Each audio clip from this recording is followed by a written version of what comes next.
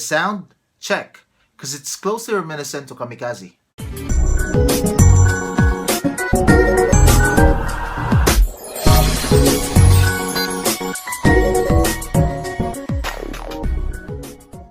What's up mga ka-eksena? Welcome to my world, Elmar's World, where we vlog about music and subculture in our local scene here in the Philippines, or what we call OPM. Now in today's video, we're going to talk about pop punk. As you may observe, I keep on mentioning the word pop punk in my previous videos just because of its relevance to the season and to defend pop punk. But what exactly is pop punk? Here is a little bit of info. Pop punk, also known as punk pop, is a rock music genre that combines the textures and fast tempos of punk rock with the melodies and chord progressions of power pop and pop music. It is defined for its emphasis on traditional pop songcraft and adolescent and anti-suburbia themes, and is distinguished from other punk variant genres by drawing more heavily from 1960s pop rock and the music of bands such as the Beatles, the Kinks, and the Beach Boys. Pop punk has evolved throughout its history, absorbing elements from new wave, college rock, ska, rap, emo, and boy bands, and is sometimes viewed interchangeably with power pop and skate punk. The genre emerged in the late 1970s with groups such as the Ramones, the Undertones, Buzzcocks, Bad Religion, and the Descendants, followed in the 1980s and early 1990s by a host of bands signed to Lookout Records, including Screeching Weasel, The Queers, and the Mr. T Experience in the mid to late 1990s. Pop punk reached widespread popularity with bands like Green Day, The Offspring, and Blink-182. The genre was further popularized by the Warped Tour. The genre's success continued in the early 2000s with artists like Avril Lavigne, Sum 41, and Good Charlotte. Pop punk is usually known for its lively tempo and its signature drum beat, which is called the punk beat. So since we're tackling pop punk in this video, we're gonna focus mainly on a certain pop punk that is relevant. Yung Tagalog. Yung Tagalog.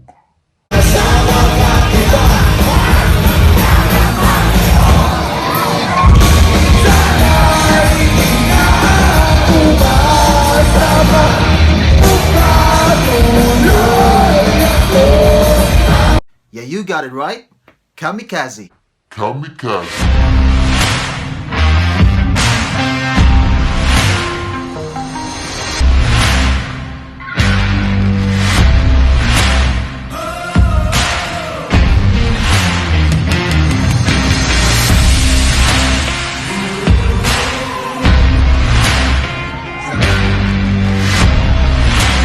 I think most of you know who these guys are, especially Jay Contreras, who is a beast when it comes to hyper performances and has a great stage presence and crowd control. He has been known for his dance moves, his headstands, and the infamous reverse clap, which are all part of the performance. Watching Kamikazee live is a great experience. I've seen them twice in Bicol and in Tanduayram First 5 concert at Rodeo Grandstand on I think 2010 or 2011. Now before we begin, I would just like to tell you that the bands that I'm going to talk about in this video are in my opinion similar to the aforementioned artists and not being considered rip-offs by any means. If you know of any Pinoy/Tagalog pop punk bands that are not on this list, let me know down in the comments section below. Shout out to all Kamikazee fans.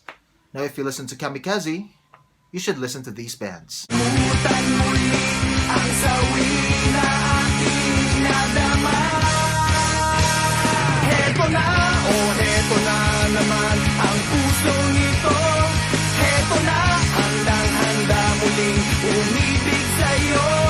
Number 5 on this list is Concrete Sam, a band which, like Kamikazee, are from QC, and this is their short biography from Last FM. QC is known for harboring a lot of up-and-coming bands, but amidst the growing population of bands, out comes Concrete Sam, begging to differ. Their ability to rise above the stereotypes of today's local music scene sets them apart, and puts them on a whole new stage, in a different area altogether, composed of Maki for vocals, Choco for guitars/vocals, Glenn for bass, Chris for guitars, and Don for drums. They are impossible to miss out and definitely a sight to see, on stage or off. Full of energy, Concrete Sam is packed with tunes that will set you on a high the minute they start and leave you wanting for more the moment they end. North Side Softcore is one thing this band could brag about, whereas many strive to further latch away from the pop punk bandwagon, but at the end of the day, they are simply just boys getting together to cunningly execute perfectly assembled rock music. Concrete Sam is at their best when they rock out completely. Check out the gigs. They are an experience all on their own. I kind of think that they're closely related to Kamikazee, for I can tell which ones are the original or which ones cover the song Tamis. Sabay-sabay na bumuo. Sabay-sabay na mga pangarap ko para sa'yo. Concrete Sam have a self-titled album containing a lot of their pop-punk tracks. Some are English like the song Written in the Stars, including a cover of Apo Hiking Society's Heto Na, and is also included in a compilation album Kami Na Po Muna. If you listen to Kamikazee, definitely check out these guys. They are a good jam. The link is on the description. Kung maibabalik ang oras at ang panahon, di ko sasayangin ang lahat ng pagkakataon. Kung maibabalik ang oras at ang panahon.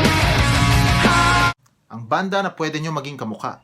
They are secret agent pop-punk band, and that is according to their Facebook page. CINCO de KALYO, stylized as CNCO DKLYO. I have encountered this band name first time while googling Pinoy pop-punk bands, and as I entered a web article, they are included on the list, and bits and pieces of info suggest that they are a good listen for Kamikazee fans and listeners. Their album Walang Album Title is an amazing jam, containing songs mostly in Tagalog. The instrumentation and the sound in this album is totally profound and closely into easycore than is to regular pop-punk. My connotation for them is when Kamikazee meets a Dater member, for they also have breakdowns like the song Boss Dadu.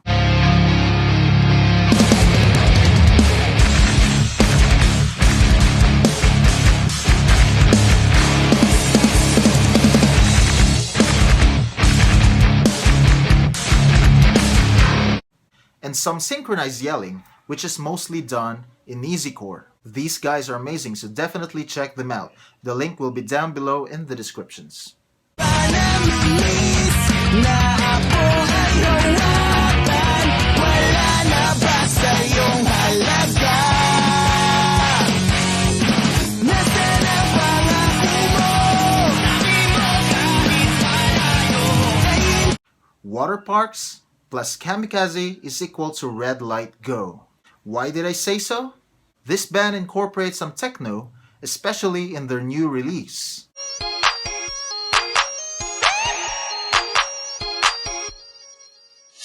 Grabe na ang aking nadarama.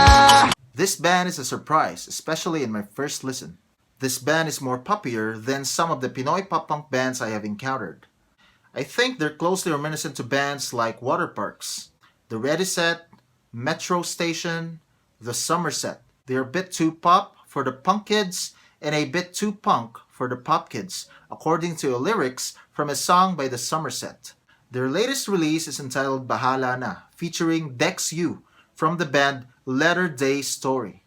You should definitely check out these guys from Manila. They are so amazing. The link will be down below in the descriptions.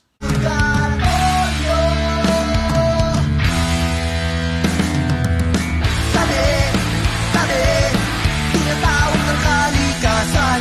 Sabi, di na mapigilan. Sabi.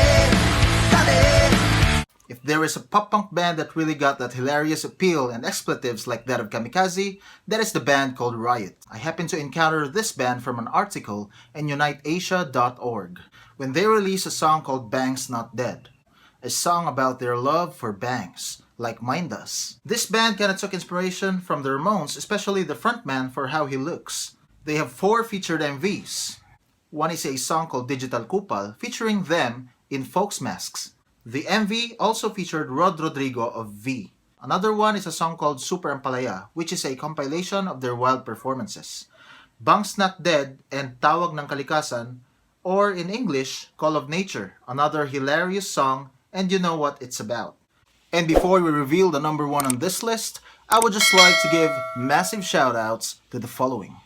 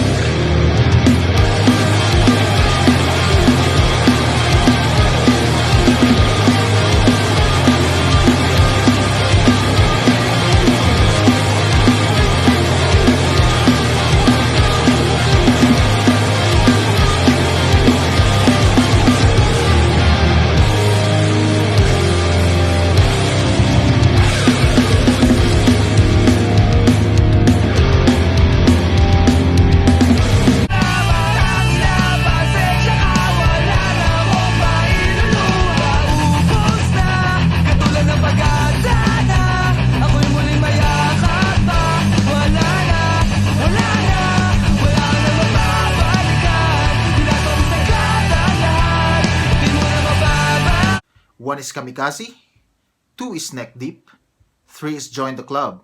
Combine them all, and we got 1, 2, 3 Pikit. Secret band daw sila at di nyo pa sila na-unlock.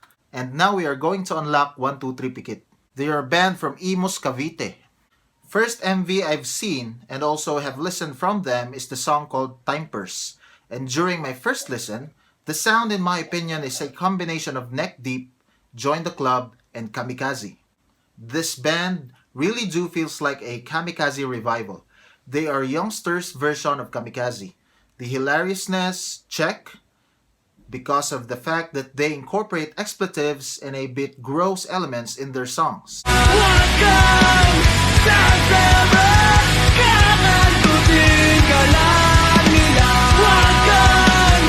And the album title Taing Aso. The sound, check, because it's closely reminiscent to Kamikazee. But in a modernized way, this band is more detailed in their instrumentations and song patterns. Okay guys, thanks for watching. Now if you enjoyed this video, drop a like, comment down for a shoutout, share, follow me on my socials, the link will be down below in the descriptions.